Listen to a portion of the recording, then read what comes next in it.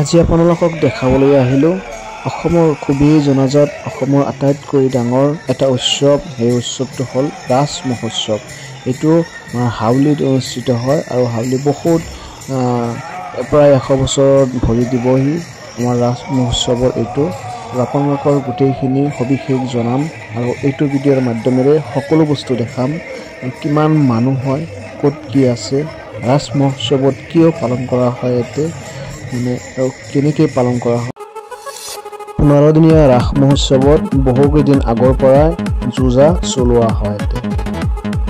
অসমৰ বিভিন্ন প্ৰান্তৰ পৰা অহা খেল ধেমালি আৰু মদ কা কোৱা, তাৰপিছত চকৰি খেল আৰু অসমৰ যিবিলাক খেল আছে সকলো খেল আমাৰ ৰাস মহোৎসৱত আহি উপস্থিত হয় মানুহক মনোৰঞ্জন দিয়াৰ কাৰণে। দৰ্শক বন্ধুসকল, আমি এতিয়া হাউলি আহি পালোহি আৰু এটি 15 দিনীয়া ৰাস মহোৎসৱ চলি থাকে। এইটো হ'ল প্ৰথম দিনা আৰু মই গেটৰ সন্মুখত আহি পালোঁ।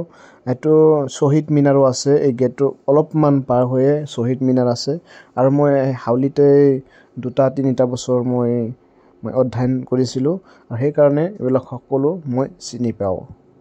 এই হাউলি ৰাস মহোৎসৱত এটা বিশেষ আকৰ্ষণীয় কাৰ্যসূচী আৰু বহুতো বিশেষ আকৰ্ষণীয় কাৰ্যসূচী ইয়াতে পালন কৰা হয় আৰু বিশেষকৈ টিকেট খেল যিটো আছে, মানে এইটো টিকেট খেলৰ বাবে গোটেই অসম, গোটেই ভাৰত এই হাউলিটো বিখ্যাত হয় আৰু ইয়াতে অসমৰ আৰু ভাৰতৰ বিভিন্ন প্ৰান্তৰ পৰা ছিংগাৰ মানে গায়কসকল আহি কিনে ইয়াতে পাৰফৰ্মেঞ্চ কৰি দেখুৱায় আৰু ইয়াতে বহুত ডাঙৰ 15 দিনীয়া এখন ফাংচন হয়।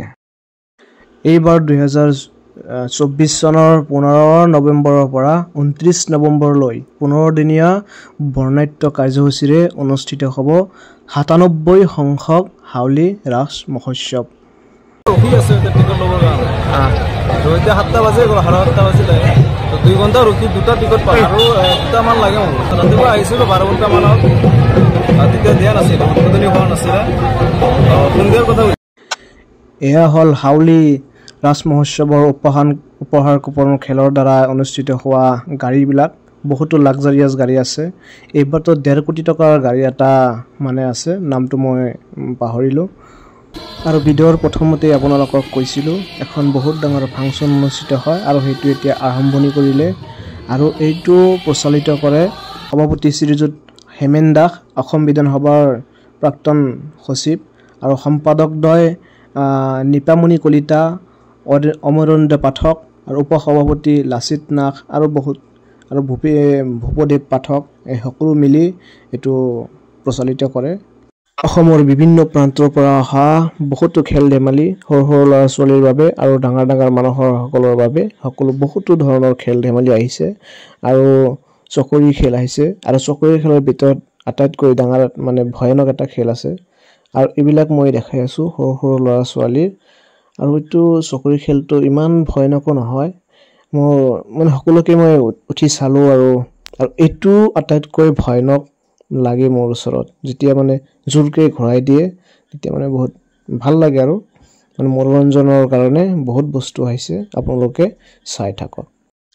আৰু আপোনালোকক শেষলৈ দেখাম উদ্বোধনী প্ৰতিষ্ঠানৰ আতচবাদী, আমি মানে বম ফুটোৱা বুলি কওঁ, এইটো আতচবাদী প্ৰদৰ্শন আপোনালোকক আটাইতকৈ ধুনীয়া, আটাইতকৈ মনোমোহা আৰু আটাইতকৈ ভাল লগা মই আপোনালোকক ভিডিঅ'টোৰ শেষত দেখাম।